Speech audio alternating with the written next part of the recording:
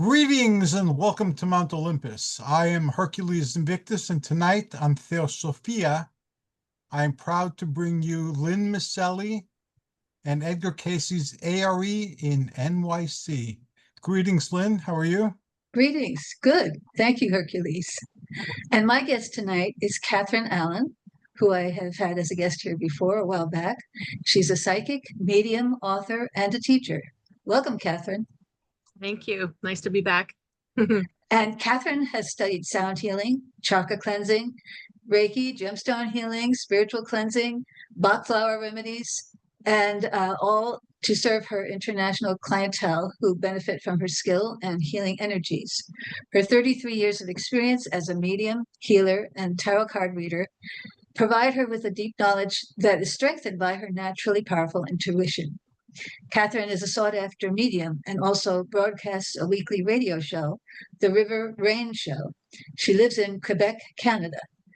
And she is the author of 3 books, the latest being Divination Rules, 100 Tips for Flawless Fortune Telling, which was our topic the last time Catharine was on the show. She also regularly donates her services as a psychic to our ARE of New York Psychic and Healing Fairs, for which we're very grateful. So tonight, our topic is going to be understanding and removing etheric cords. So, Catharine, what are etheric cords? Okay, so etheric cords are literally like energetic ties that form for many different reasons, but they can look anything like, they could look like a spider web, they could be a single thread, they could look like a heavy chain. Those are the metaphors that people come up with when they're asked to visualize what the cord or attachment looks like. And, you know, if we're in difficult environments or toxic relationships or even just, you know, long-term bonds will form cords. So not all of them are bad, of course, you know, some of them are positive, but, you know, they are binding energetically. So we sort of ask ourselves, do we need to have cords to bind us, or can we just be okay in the light, in our own light, and not have to have energetic cords? But people have all kinds of feelings about removing them, you know, when it's relationship based. So, but yeah, I find it a really fascinating thing that I learned along the way, and then working with people, the things that have happened when you start working with them are pretty fascinating. So do you actually see them? Yeah. Yeah, I do. You know, within a session, within a deep session, I don't really want to walk around seeing everything's on the sidewalk, you know. But within a session, yeah. I mean, and often people, as I'm asking them to visualize it, usually it comes to me at the same time, and we sort of work together. But there's also just been some interesting patterns and different types of people and what types of cords show up and where they get attached to. And how do they form? Do they just form when you have a continuing relationship with somebody? Like I mean, I don't suppose you form etheric cords with somebody that you're just in an elevator with, and then, you know, you walk away and don't see each other. But like somebody that you work with every day, would you naturally have a cord with them, or is it only people that you have really strong feelings about? Yeah, that's a great question. I mean, I think sometimes they form, I think they're more an expression of the nature of that relationship, even if it's brief or even if it's long. Some people we know a long time, and there's, you know, people wish they had more of an attachment, but there's no cord. They're just, it's not there. And other times, well, an elevator thing, that'd be pretty intense if you felt a cord from a one-off. But, you know, certainly people can be in a workshop for an afternoon and feel that there's energy between them and somebody else strong enough that maybe there's some sort of cord that forms. But again, it's sort of like plants and roots, right? Like the little seed is there, and do you pull it out when it's just a little sprout, or do you let it grow into a bloody vine that's all around, So, yeah, the how, metaphysically, how, I don't honestly know how to tell you how or why. I guess over the years, I feel like it's, like I said, it's an expression of that relationship. But that could even be past karma. So then it could be a brief meeting if there's karma with a person. That's interesting. Yeah. So I'm wondering if you could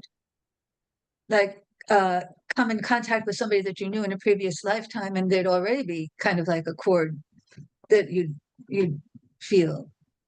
I think so, yeah.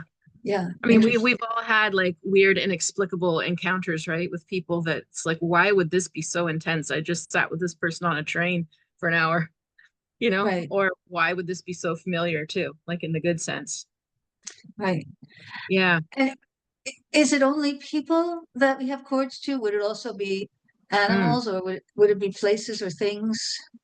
Yeah, I believe, I haven't studied enough things with animals, whether there's cords. I would imagine we, with our nature as humans, would cord to them. I wonder whether they need to cord to us. I'm not sure. So I haven't really looked at that, but places definitely. Oh, definitely. Places. It's amazing how many people, like, and the living, it doesn't always mean ghosts and people who have passed. The living, their imprint stays in a place unless it is released. So yeah, there's definitely cords to places.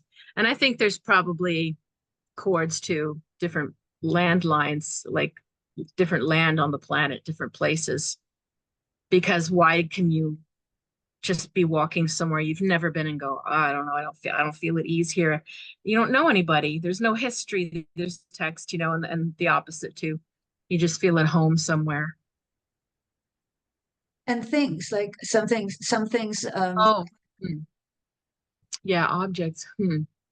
Nobody's ever come to me to ask that question, whether there be cords to objects. Again, I would imagine yes. Anywhere where we have an attachment, there could be a cord. So yes, probably like sacred belongings people have, or I don't know, maybe I would imagine if you went into somebody like an extreme, like somebody who's hoarding, you would probably see a lot of cords. But nobody's ever asked me to like look at the cord between their grandmother's ring or anything like this before. But that's worth studying. I should try that out. I think the format of attachment is the point in some ways. I was thinking about this.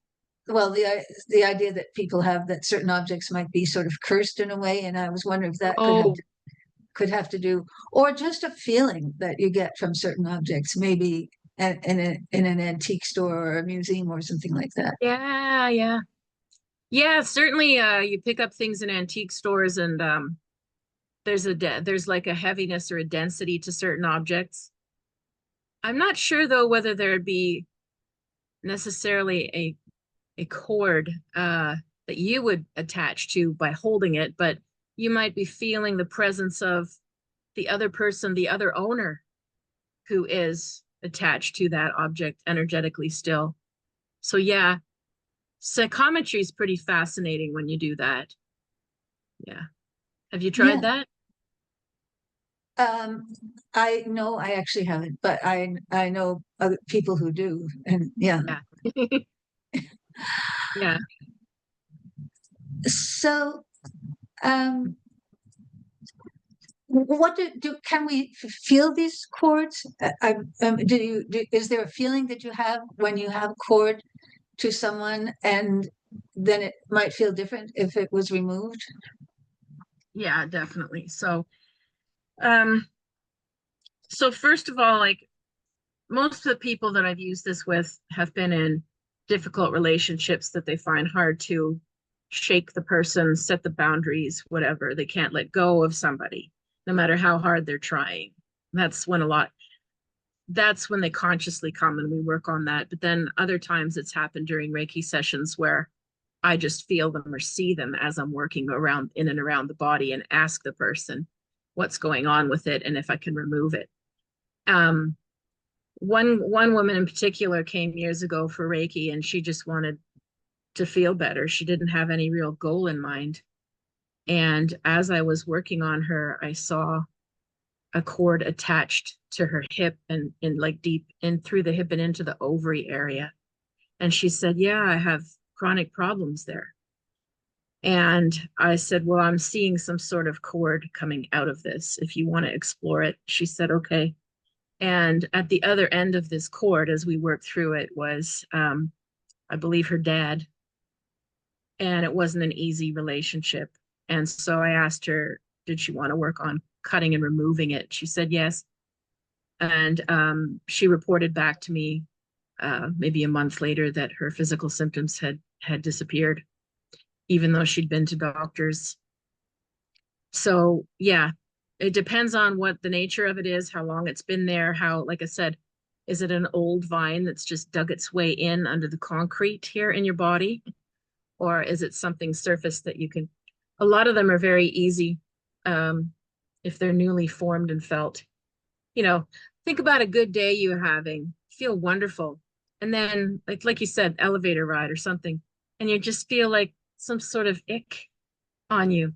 We feel it in our energy field. Like, what is that? I was feeling great. Why do I feel this sudden constriction or sudden heaviness or sudden mood shift? And so, you know, we're feeling someone else's energy. Did they, you know, is it the beginning of a cord? Perhaps if you don't release it and shake it off, it could be. You know, a lot of it's on us to let it go afterwards. But if, you know, a lot of people have trouble with that. They just think it's them, and they start tolerating something that isn't their energy. So, yeah, I mean, everybody that once they feel the removal, they feel lighter and more liberated. They can see the light in the around them more. When they're corded to something that's unhealthy, then usually it's harder to see, to visualize light or feel physically well, and they always get that release from it somehow. Sustaining it is sometimes a little harder to do. I've had some customers that wanted to release, but then the thought patterns are so strong that it literally, you could see it coming back again. I'm like, you're going to have to work on not thinking the same way now. Otherwise, you're inviting it back again and again, depending what it is. So yeah, it's quite profound when you remove. Have you ever done that? No. Okay, No. we have to do it one day together then. It's interesting that you say that there are actual physical symptoms connected to the cords. I never thought of that. But Yeah. but I think I'm guessing that we also have cords that connect us to people we love and places we love, and Yes. maybe those cords kind of feel good, or they don't bother us. They feel natural, or are they also, can they also be problematic? Yeah, I think when it's people that we love or feel positive with, then they don't really show up so much like a cord or a rope or some embedded thing. You know, it's a little more of a light, like a line of light or something. Yeah, it's not the same as, like, some people tell me they see like spider webs wrapped around their heads, or Ooh. you know what I mean, or they feel like there's some sort of ball and chain feeling that they have to cut. You know, and some of the imagery is pretty heavy for how deeply corded and invaded or whatever they felt by the other person's energy. But you know, bonds that are healthier, they don't really need that. They're going to be a little bit lighter. Like, there might just be a nice little thread, and if it's a positive connection, that's the other thing too. Like, where they attach tells us a lot. So if you have, You were touching your heart center, and that seems yeah, like it would be with somebody that you love. That seems yeah, natural.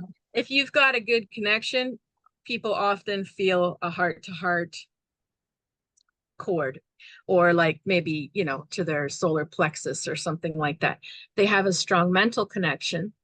You know, sometimes the person, it's a mental connection, but it's to the other one's heart, or vice versa. But you know, it shows you where is this connection coming from.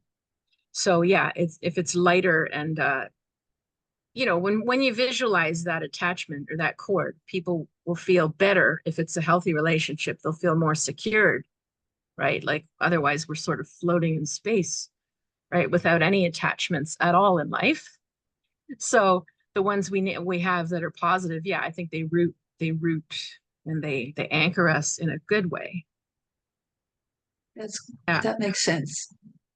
So, what is your process when people want them removed, and you always ask if they want, if you encounter something like this in a session, you would always ask if they want it removed, or if they want Yeah. you to work on it. What is Yeah. that process of removing? So at the beginning of any session anyway, I'm always going to guide the person and myself to visualize white light, front light, you know, completely surrounding them. And if they have trouble visualizing that, then I help them until they can visualize it. So we know that we're in the light. I ask usually Archangel Michael to help with the cord cutting and just removing anything in, on, or around us in general, seen or unseen. But when there's a specific cord, yes, I will tell them that I see it and where I see it attached, and ask them, do they have any sensation there? Does it ring a bell? Does something come to mind as we're there? And you know, usually it stimulates something, and depends how much they need, you know, emotion there is around it, or if they need to talk about it. But if they're ready to remove it, then I again ask them to reinforce that light around them. And then I said, you can visualize as you wish, either a giant sword or a giant scissors, or whatever you think is strong enough to cut this thing, and just tell me when it's done, you know, and I visualize and ask my guides and Archangel Michael to come in and assist it. And for years I used to do this and it didn't feel like it was working. And then I learned from another practitioner, you have to remove the roots of the cords from both parties, not just cut. It's like, again, the garden. I can try to remove my morning glories, but if there's still a little bit, they're coming back. You know, so it's the same thing here. The roots need to be removed. So for that, they suggest using Archangel Raphael to remove the roots to all the cords from the source, from the person and to the other person. And then from yet another practitioner. This has been a long time I've been trying to learn about this stuff. So it was another shaman who told me, at that point, I said, what do you do with it after that? It's just this piece of negative energy floating in the ether. Where are you supposed to send this thing? You don't want it to harm others or kill a tree if you put it through. Who knows what you do, you know, because so where are you sending the energy? And he said, and I love this, he said, I send it back to source to be retrained in the light. Huh. And that's when I suddenly felt, oh, wow, okay, good. It's just changing form. It's not. Yeah. And then I asked the person physically, mentally, emotionally, what are you feeling as we remove it? A lot of the time it provokes some sort of release. And then because it depends how big, how much space this thing is taking, then I asked them to visualize, to fill whatever space was removed, whatever hole, whatever, to visualize light flooding into that spot. And then, you know, it's a process of talking about whatever that brought up for them. If they still see the other person, because again, a lot of people who came were asking about exes and toxic parents and things, you know, toxic. So I had to work with them to make sure that they also sort of sent away or closed off that other person's energy too, not just. So I would just guide them to sort of visualize them either disappearing or shrinking, poof, like a little star, or, you know, shutting doors and locking them, different, whatever works for them, you know, to feel like, okay, this is done. And then try to like point out to them, how do you feel now that your own, let's say, energetic integrity is back? How do you feel? What do you feel strong about? What do you know now for sure? And so many times people ended up very amazed that they actually weren't the one having trouble letting go. It was feeling things from the other party as an invasive energy that they didn't have the boundaries, or they didn't know how to clear. And that's why they were perturbed. Why do I keep thinking about this person? And I find that it's just been very fascinating to see these things over the years. It is fascinating. And so it's not a process. It's not really something you do. You actually kind of assist the person to do it, but they also have to be visualizing along with you and doing things actively in that visualization to cut the cord. I mean, I could just do it. I just feel like things are more powerful. They have more staying power therapeutically if the person participates than if, you know, they're passively lying down and I just do it and they just feel better and they don't understand why. Or I try to, that's the teacher in me too, I guess. But no, I could, sometimes I have asked them if they want me to remove stuff without, some people have trouble visualizing. And there are other times in sessions like that. Most of this comes up in Reiki sessions where I'm basically in connection with my guide very strongly, and I've learned to just let my guide also help with clearing certain energies, because even me, sometimes things are hard to know what to do with, and I've had to learn to trust this guide will know what to do if I don't. So yeah, there's some stuff that's removed, but the cording is usually so specific. They come about a particular person or a, you know, something they're really having trouble letting go of is usually who shows up asking or interested in this process, even though I think it's happening to all of us all the time. And when you, in that first anecdote that you told of the woman who had the connection through to her ovaries, you said that by kind of following the cord, you determined that it was her father. How did that information come? Was it like, did you see him? I literally saw a man standing at the end of the cord, and I described the man, and she said, "Oh, that's my dad." Huh. Yeah. So it's really that literal. Like, that's interesting. So this is making me wonder a little bit if like, do these cords sometimes, I don't even know if you would know this, but I'm wondering if they sometimes just fall away by themselves. Like if somebody's doing a lot of work, say in therapy, and they've kind of like gotten past something and realized that, you know, they've kind of withdrawn their energy from a relationship or something. Could the cords just kind of wither and fall away by them, you know, without? Yeah, I think so. I do think so. Yeah. Because yeah, if it's not being fed anymore, I mean, think of anything that you know, thoughts that we feed, they just become stronger and deeper. And so yeah, as you shift or as you let go, I do believe there's cords that probably intergenerationally, you know what I mean? There's, if you're healing stuff with your primary family and you make some peace with it or some progress, I'm sure somewhere the lineage feels the rock in the water, you know, like. Well, yeah, a lot of people now, you're talking about ancestral healing and so forth, and how you can heal things for your whole lineage, and that would imply that there's some kind of something connecting you to them. Yeah. Well, now they're even saying scientifically that our grandmother's DNA is in us because it was in our mother's womb.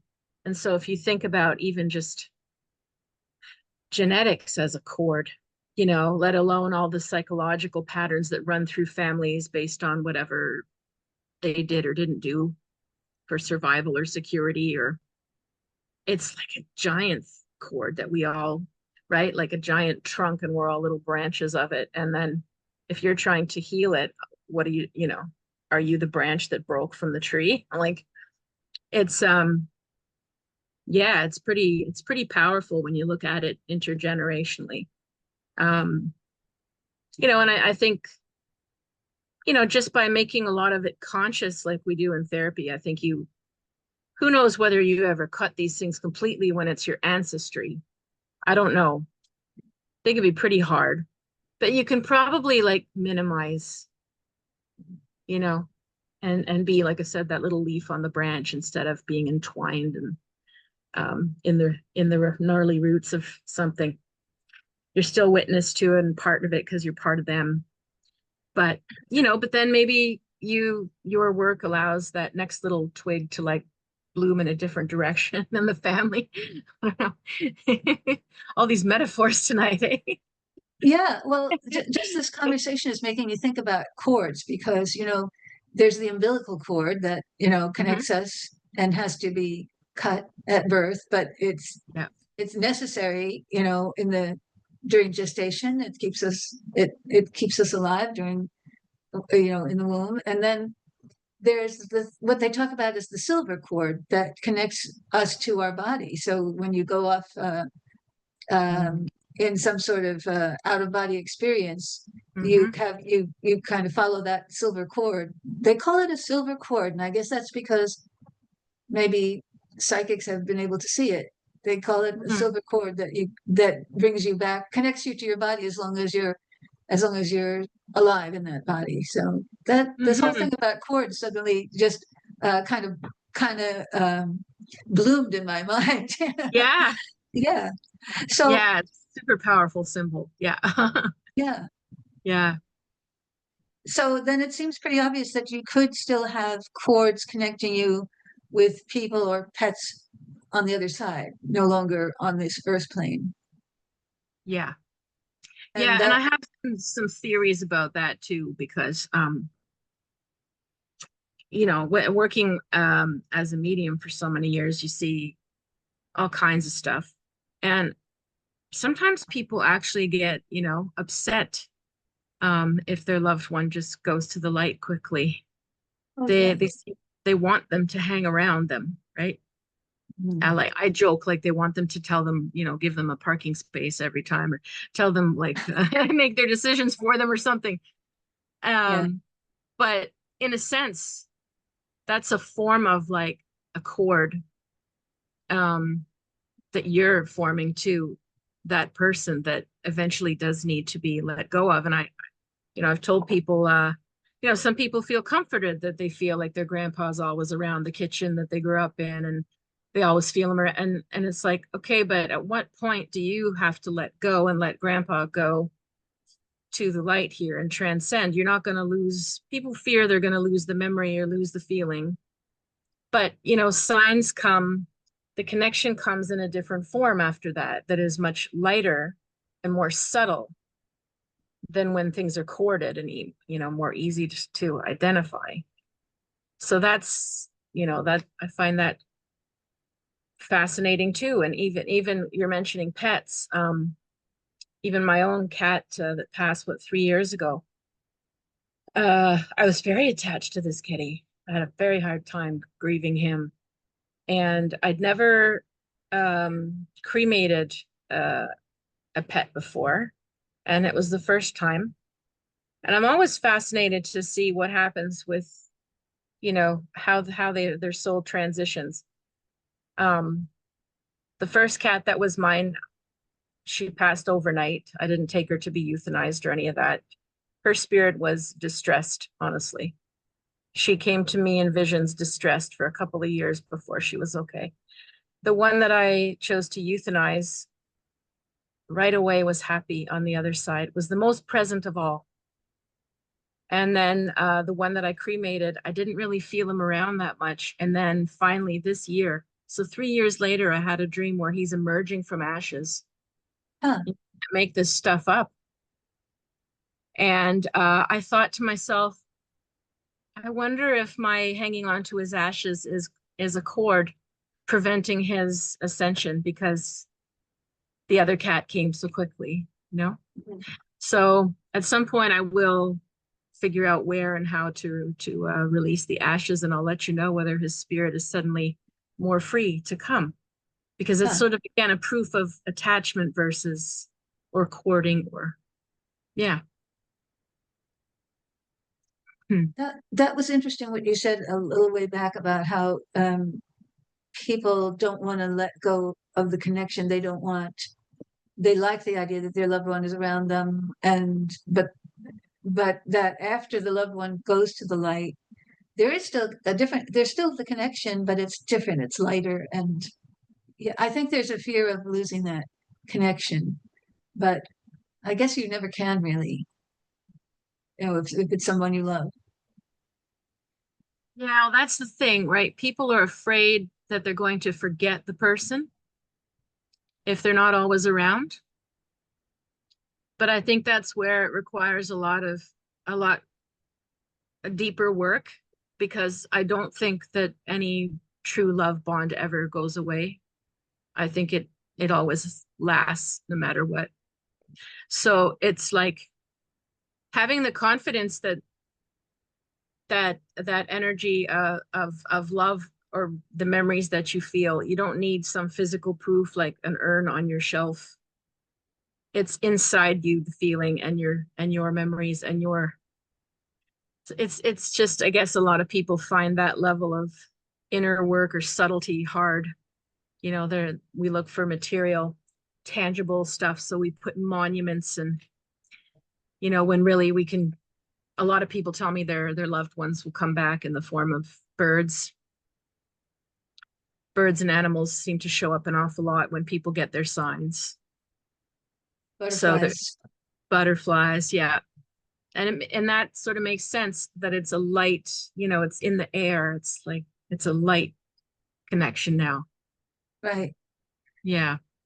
Butterflies, rainbows, they seem to be some of the things that I've heard stories about showing Yeah. up. Some people, it smells or Uh-huh. songs that come on the radio all of a sudden, but people always seem to have some uncanny story. I was just listening to a podcast the other day with Stephen Farmer interviewing Gavin Newsom, and he was asked at the end, because I guess the previous guest leaves a question for the current one, and that person I think was a medium.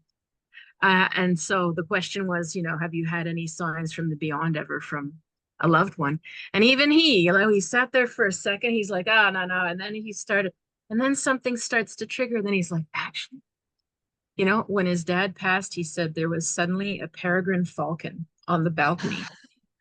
And he said, I've never seen them in San Francisco in my life. And there's this falcon. And his dad loved them. Oh, So what a people strong have many stories like this of proof of the spirit visitation. So if you can accept that it's a visitation that comes once in a while and it's meaningful, versus I don't want to let go. I need to feel them every day, all the time, or I'll forget. That's a cord to me, Uh-huh. versus like, let them fly. They will come back. They're not gone. Requires a lot of faith, I think. True. What were you going to say? I feel like you're. Oh, just that's such a strong symbol, the falcon showing up. What a powerful symbol, and how beautiful that is. Yes. Yeah, extremely.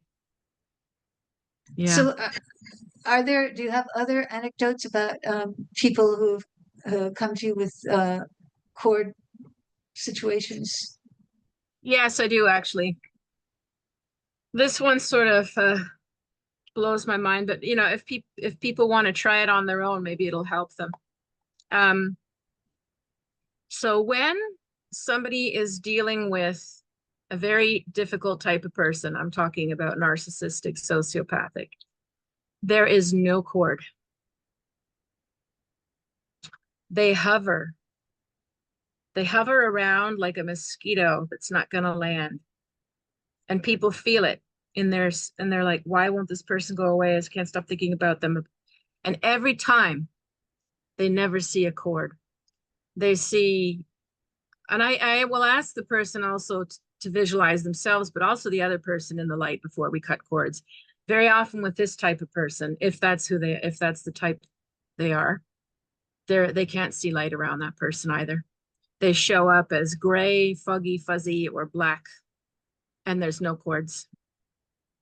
And so it's been a whole other thing of like, well, how do we send that energy away then? If there's like a control, or it almost feels like there's surveillance or something. It's not like when people actually have had a healthy, even if it's okay, not the best, but there's still a human, emotional relationship going on, there's a cord, even if it has been like difficult. So this is something else. When they're not well, there's no cording. So that tells me there is an absence of the heart chakra in there. And would this be when somebody's already ended a relationship or trying to get out of a relationship, or Yeah, all of the above. Yeah. Well, because I mean, those kind of relationship often, there's something sort of usury or predatory about them, right? Right. So it's like predator prey. Well, like if I learned a lot about that with horse therapy, because they're just so empathic. It's unbelievable. I mean, 200 feet away, you move and the horse is like, huh? What was that? I felt a disturbance in the force, because they're prey. They're empaths. They have to be that hypervigilant for every little thing. And so I think, a lot of those darker psychologies, they need the empath, and we're there and we're like, oh, what was that? And then we'll feel bad for them, or we will allow them, even though it's uncomfortable for us. And then after a certain time, you're just mired, in whatever that dynamic is. But to me, there's like a predator prey thing going on with that. And you can, even if you've actually already cut off the relationship with this person, they might still feel the energy of that person, or you might see the energy of that person sort of hovering around them. That's creepy. It is creepy.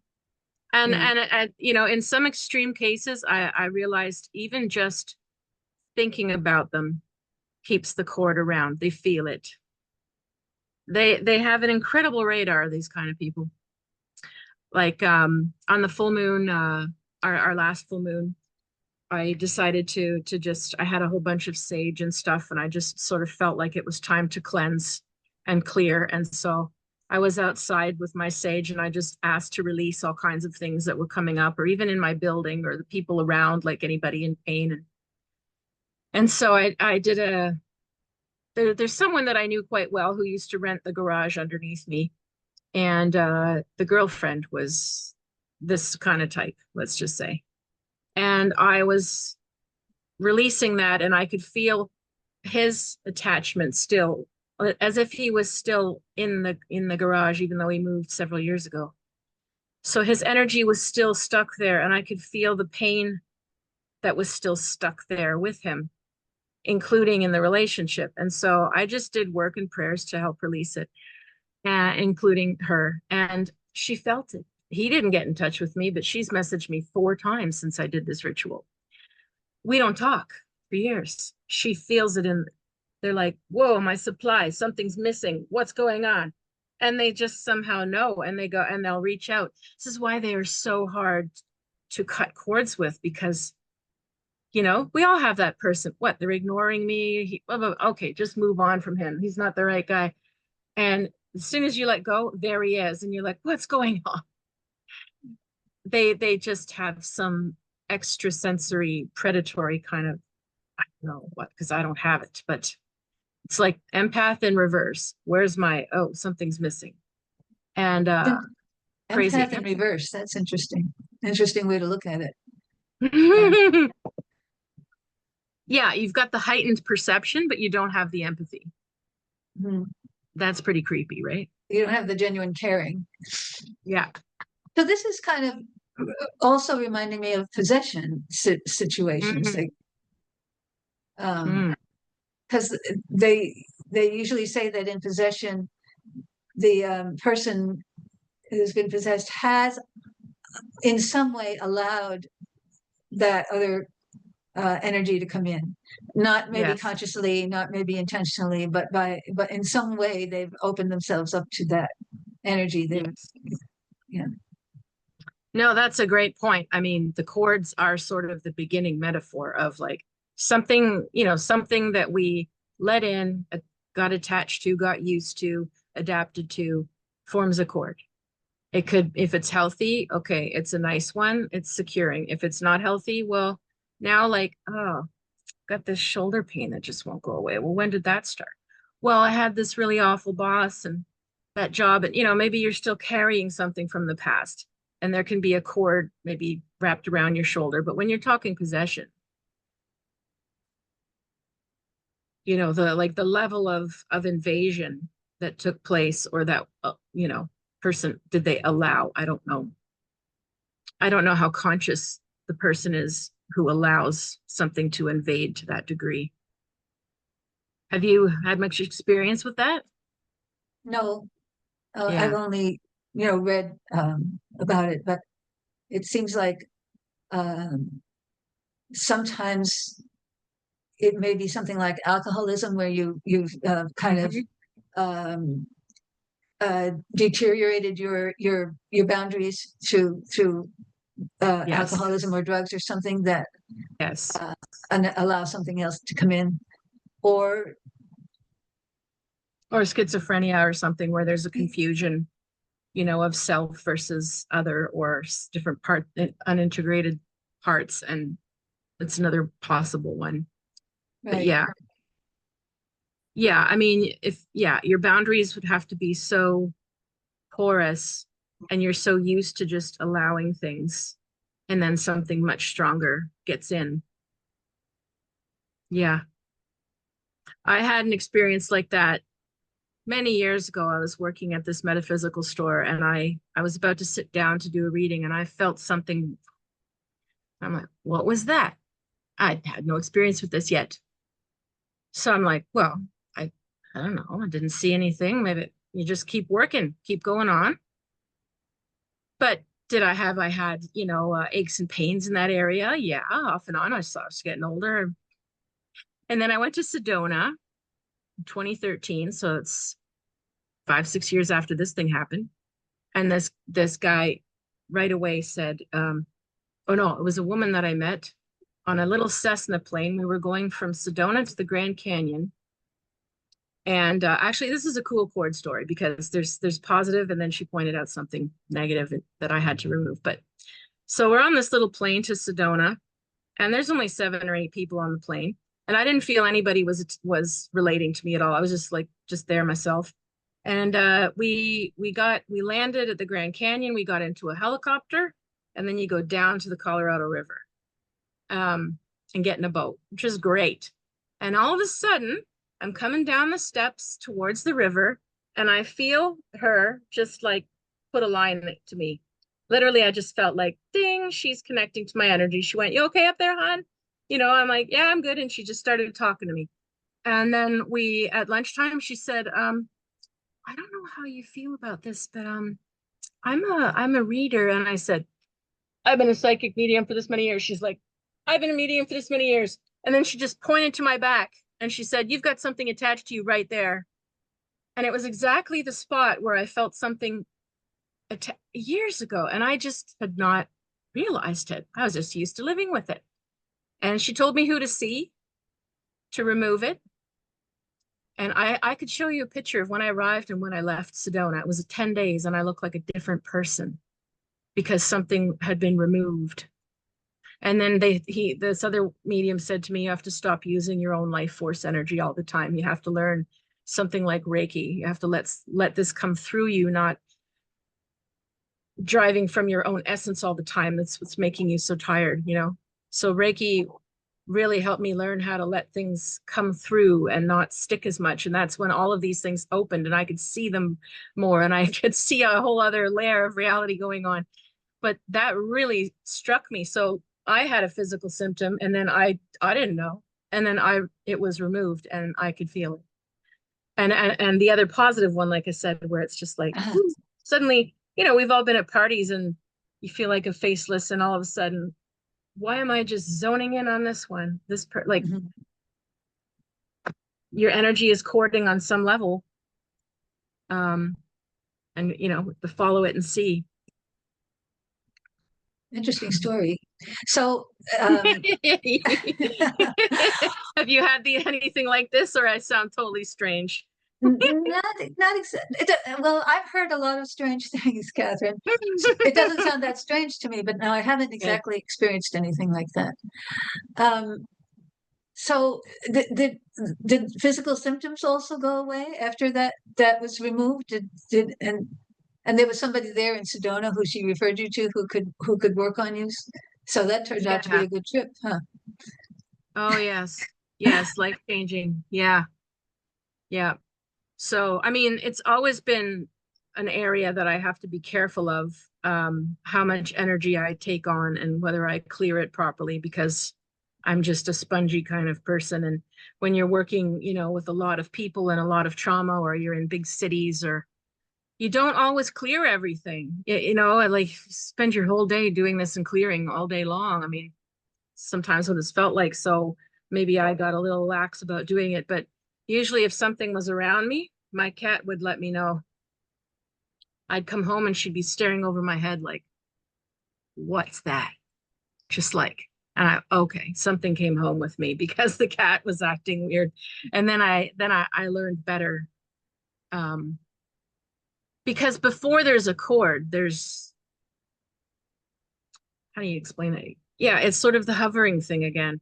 We all come back from something or a little interaction, and why are you still thinking about it 5 days later, that conversation at lunch? I mean, their energy's around. Beginnings of a cord somehow, right? They've triggered something. There's something you got to work through. And sometimes, yeah, you could spend your life looping around the issue, or you could just learn to, like, you know what? This is not mine. Why am I carrying it? And just learn to, like, generally clear and cut cords. And then often I just visualize them, shut the door, go to the light, stop thinking about it. It's gone. Otherwise, you sit there going, why and why and why, and that's pretty taxing. Yeah. That saying, this is not mine, why am I worrying about it? That's a familiar thing to me.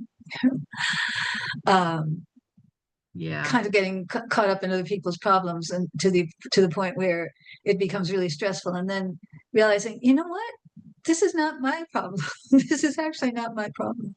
It's not Yeah. a lack of empathy. It's just, actually there are things you can't really do anything about, and there's no point in hanging on to them. So Yeah, I mean, if you you're privy to somebody's life or other people's, to me, you just, what's protected me is now I'm like, instead of like, I don't know, somebody presents a symptom or an emotion, and I'm like, I used to just, I take it on into my body and feel it with them and and then I'd carry it home and worry about them. And I'd be resolving their problem. And basically I'm processing it for them like a host. Instead, really, if you're a therapist or healer, all you need is, that's what that is. Okay. And you don't have to take it on to be effective to help somebody. So you don't have to be worrying about them at night.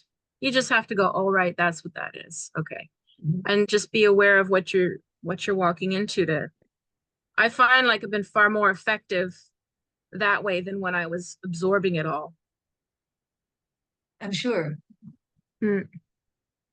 Yeah, but it's sometimes easier said than done to not get emotionally, involved in things. Well, yeah, of course, especially for empathic types.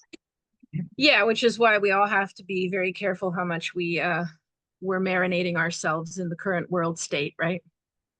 Yeah. We don't want to make ourselves sick, but we want to be aware.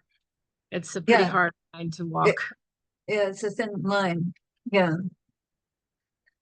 So, in your practice, when this whole issue of courts comes up, it's not usually that people come to you and say, I think I have this cord attaching me. It's more like, or is it, or do they? No, not very often. No. They're aware that they can't shake off an attachment, or they can't let go, or they can't walk away from something. But they don't necessarily know that there's energetic cord, or that there could be something to be done. So yeah, it's usually me introducing the concept. And is that a pretty big part of your practice? Is it a common thing, or is it It was an pre-pandemic because for whatever reason, I had all kinds of people that were escaping very dangerous relationships come to me. So, I often wished I was a lawyer or worked in the system so that I could help them more. But a lot of them were dealing with really tough people. So it used to come up more. And then the pandemic, everything shifted after that. I don't get as many of them. So now I don't know. That's a whole other discussion, why the energies are so weird and people aren't as attached. We're all in this weird liminal space right now. So it's not coming up as much lately, no. People don't feel really attached to anything. They're like, I don't know, I'm just day by day. I don't even know where to live. Where should I go on the planet? I don't know. So it's just sort of like, so it's not coming up so much lately, unless it's dealing with, past or like family or childhood or ancestral or something. People more might come up there, but yeah. Yeah, there's a lot of confusion these days, I think. A lot of confusion. A lot Yes. of, like feeling like you're in unknown territory and you don't know what to do. Yeah.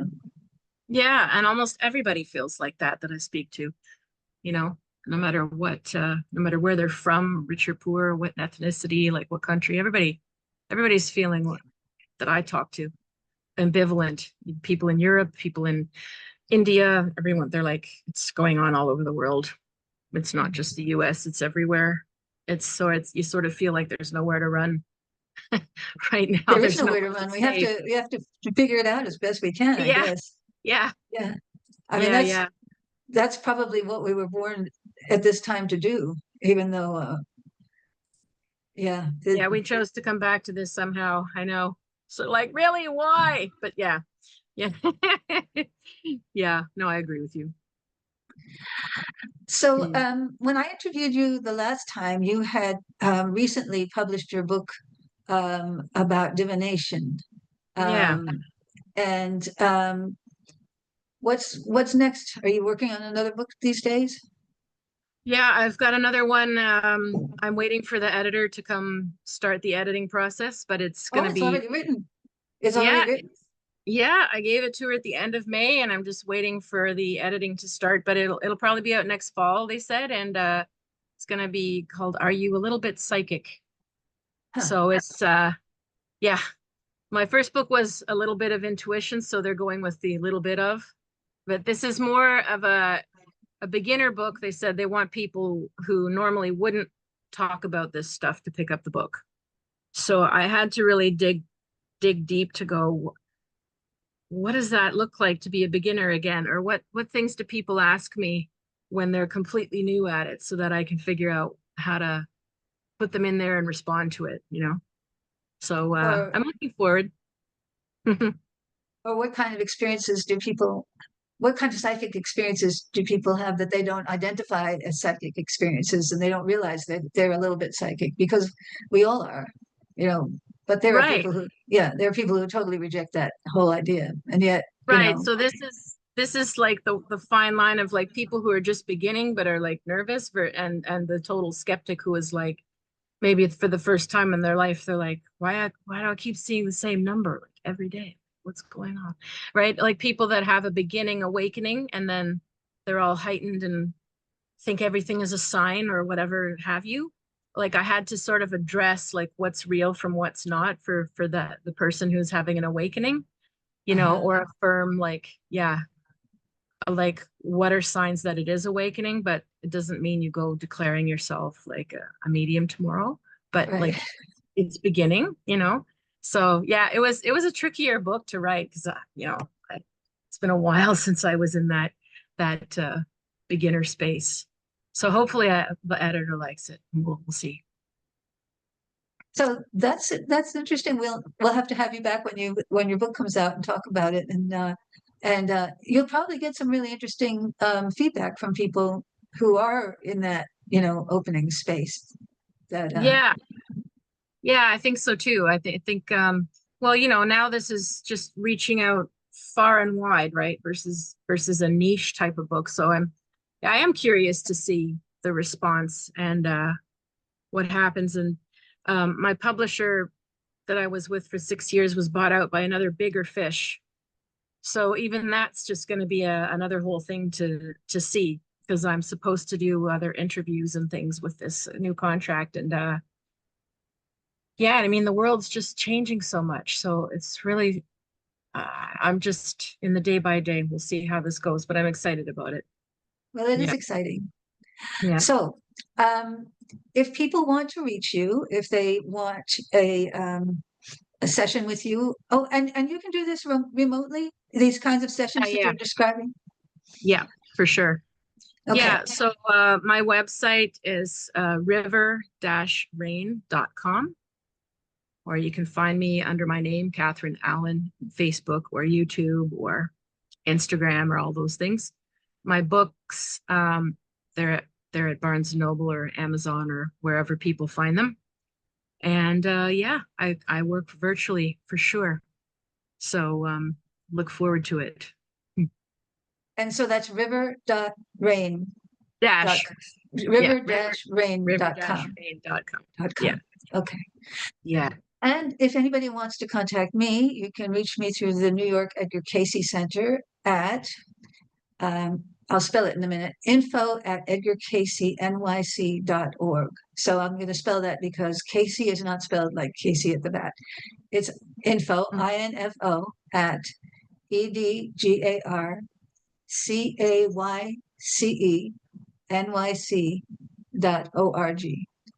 INFO at EDGARCAYCENYC.org. So thank you, Catherine. This has been really interesting. We kind of went places with this that I didn't expect to go, but Okay, good. That's what makes it fun. Yeah. Yeah, exactly. It's good talking to you. Thank you very much. Yeah, it's always good talking to you too, Lynn. Thank you. And thank you, Hercules. Both of you for an excellent, informative and very insightful conversation. Your reverse empathy sounds a lot like psychic vampirism. Yeah. Yeah. It's a good other term for it. Yeah. Thanks again. Have a wonderful evening. And thanks to all who tuned in. May your road be smooth and full of light. Yes. Thank you. Thank you. Good night. Good night. Good night.